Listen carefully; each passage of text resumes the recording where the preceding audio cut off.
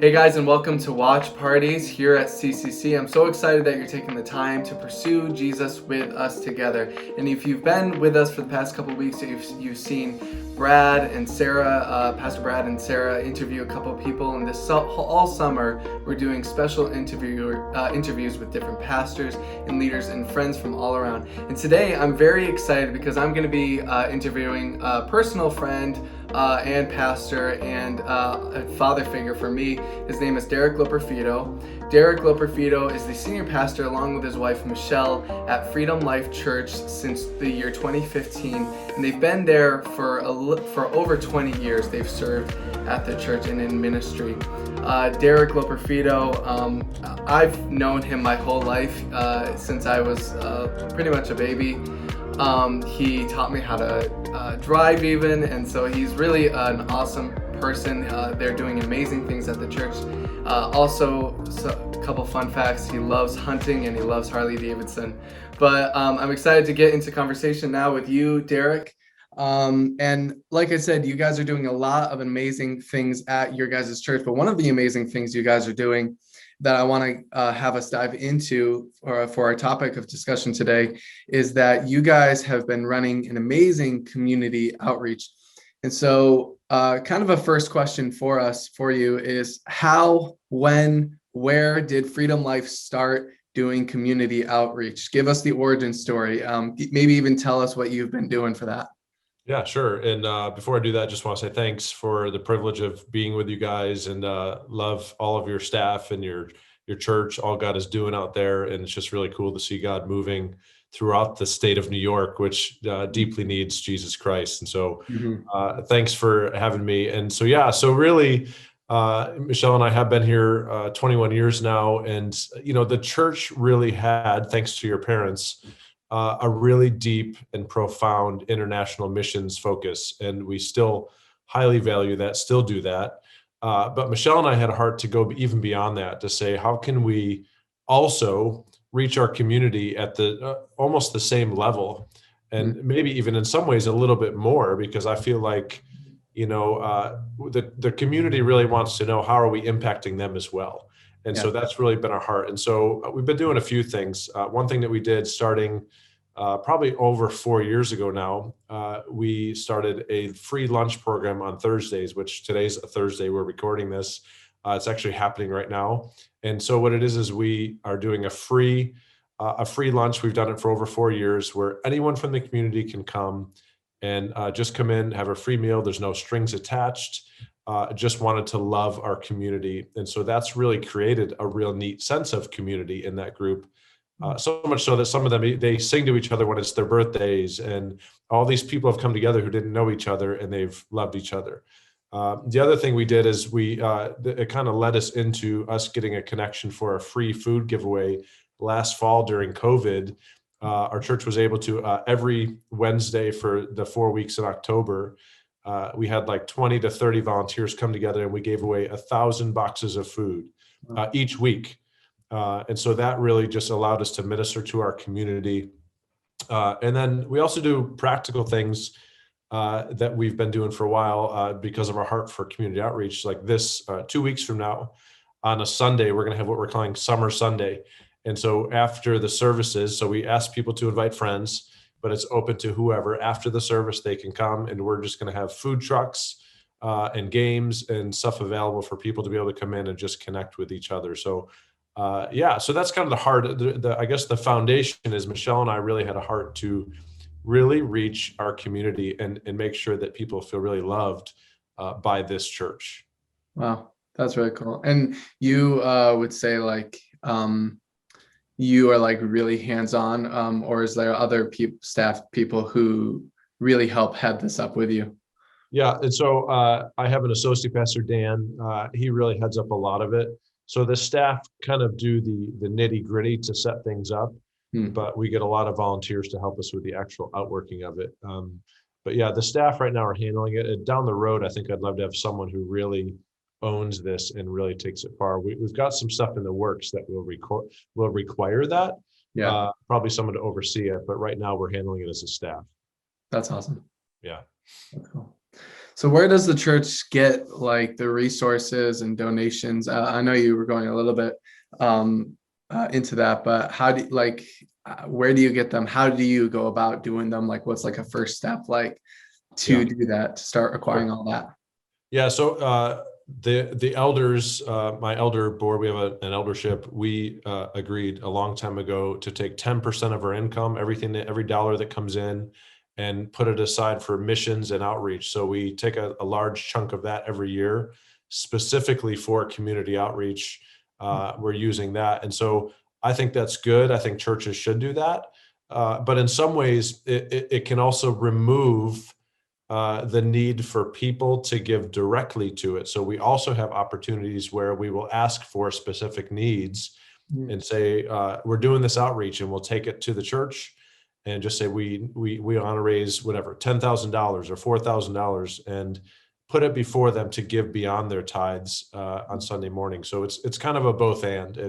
We set money aside to be able to do this consistently, but when there's a bigger need where we want to get people on board, and not just because it's bigger, but because we want buy-in, we'll put it before people and say, let's give towards this specifically. So Yeah. that's where that comes from. Wow. Wow, that's awesome. That's really generous. That's cool. So my big question is how do you get people so involved so it's not just church staff running all the community outreach? You talked about, mentioned that you guys have so many volunteers. How do you like just get that passion stirred up in so many people where they say, I want to be there, I want to be serving? Yeah. And so I'll give you an example first, like our lunch ministry. We had a desire to do it, but I didn't want to be the one to do it. And so I said, who is, I don't want to cook every week. I don't want to have to do that, but what do I do? And so I started looking for people who had a heart for it. Well, a guy in our church used to do it. You would know him. His name is Steve. Used to do it at another church, not far from here years ago. And that ministry, for whatever reason, stopped. And so I went to him and I said, hey, I think this would be great for us. Do you want to lead it? And so I needed someone that really had the heart and the vision and the passion to go after it. Yeah. So that's a specific instance, but really it's always linked to vision. And so I feel like if we can put out a quality vision, a passionate plea, people will get behind it. And so, the thing that we did in October last year was really spur of the moment.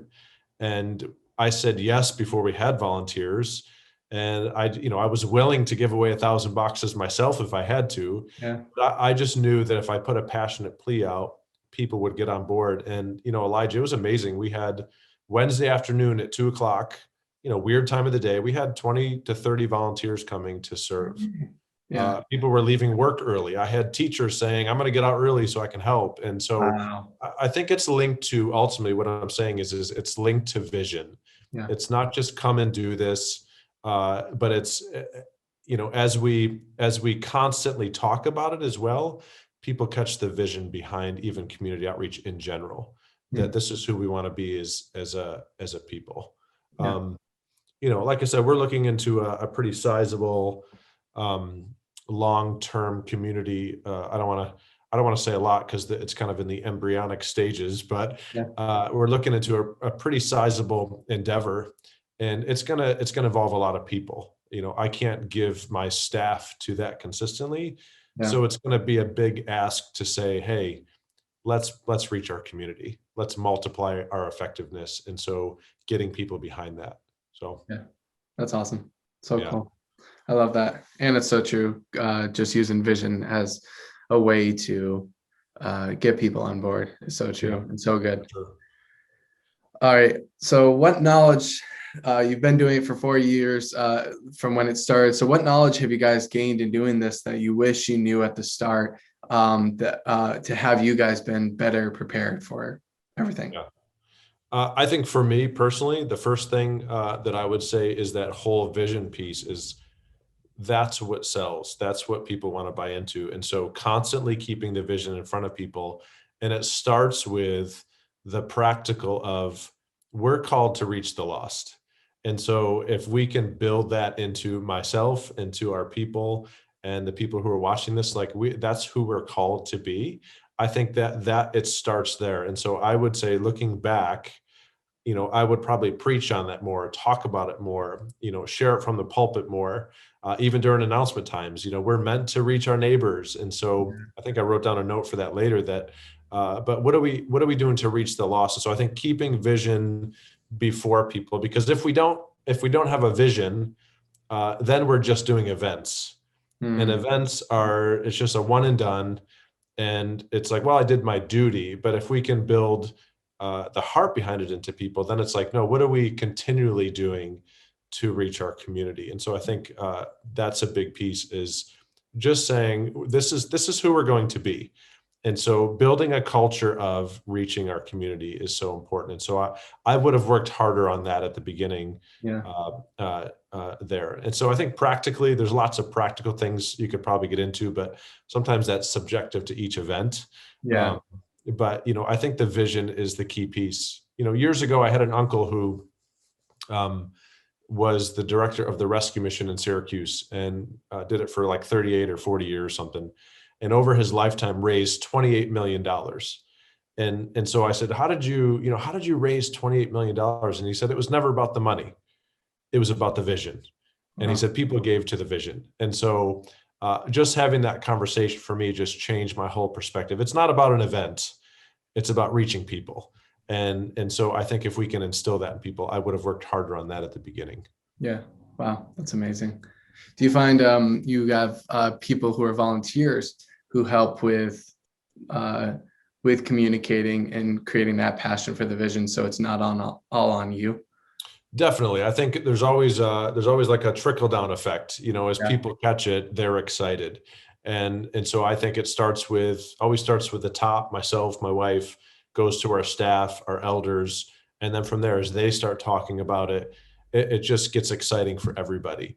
And those who really want to be on board, get on board and get excited about it. And, you can't convince everybody, but a lot of people grab the vision and run with it. And so I think it's a trickle down effect. Yeah, for sure. That's awesome. Yeah.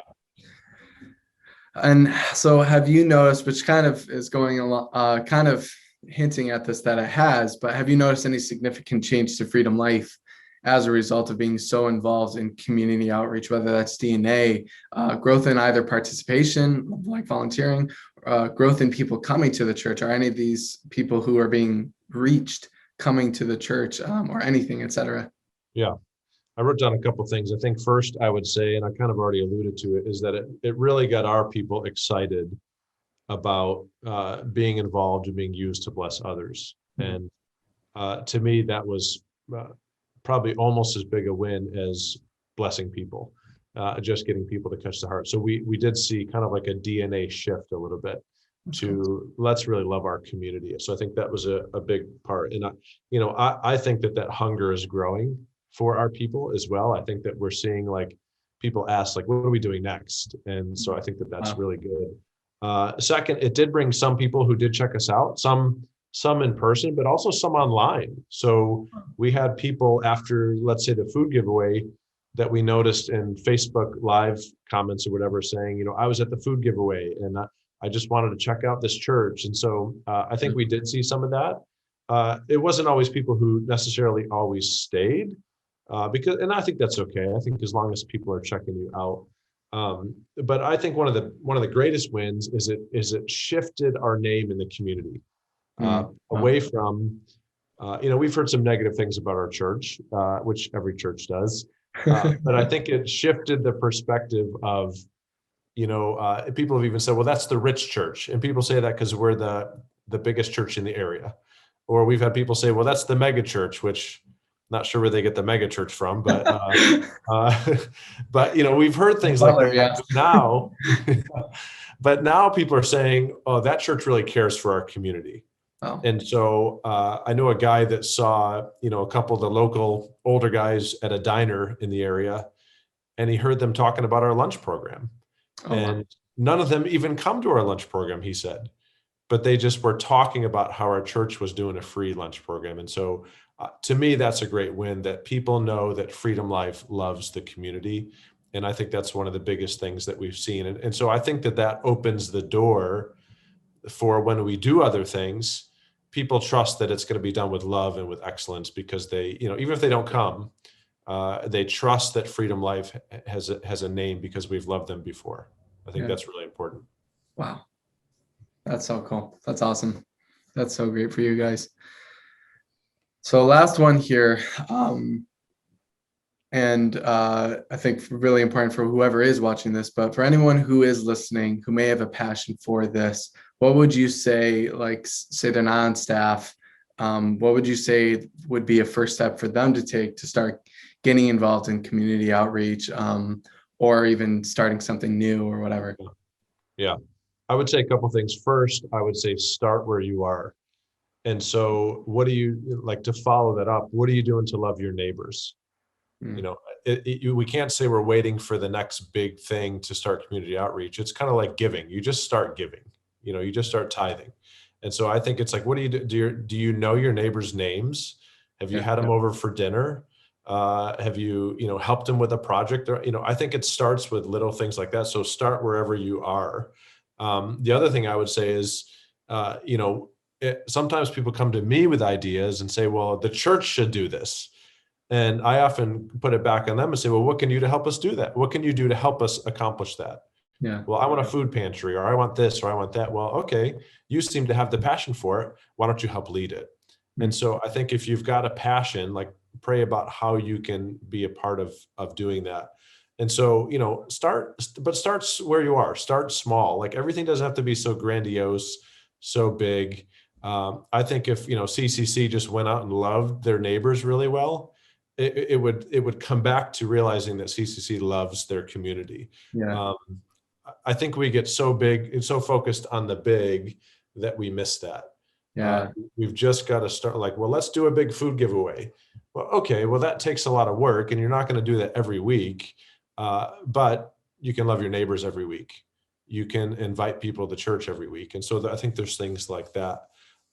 People just want to be loved and cared for.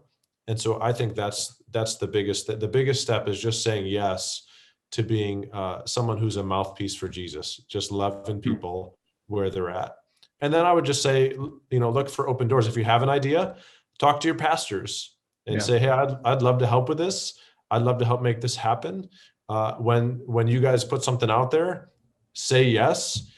Even though it's inconvenient, we're such a society that wants convenience and wants to protect our own time. Be willing to be inconvenienced to do community outreach. One of the days we did the food giveaway, it was pouring in October. It was freezing. And, our volunteers they weren't complaining. They just were out there in the pouring rain, giving food away. Wow. And it wasn't convenient. And so I think we just got to be willing to say, I'll do whatever it takes. That's kind of it's a phrase that we've kind of developed here at Freedom Life, whatever it takes. And so I think you've got to have that mentality that we will do whatever it takes to reach people. So be willing to be inconvenienced a little bit, I think is important. Wow. Wow. I love that. I love ending on that. And I think it set us up for great discussion. But Derek, thank you so much for this. Yeah. This is all really, really good. Even for me personally, just getting passionate myself, just hearing all this and thinking of like, how can we do this? How can we do this? Yeah, sure. But so thank you so much for that. And for everyone watching, now we got a lot of great content. So now take these next 15 minutes. You're going to see the questions pop up on your screen. And so take the time to really have great conversation with each other. If you need to pause the video, go ahead and do that so you can have more conversation. And I'll see you in a few.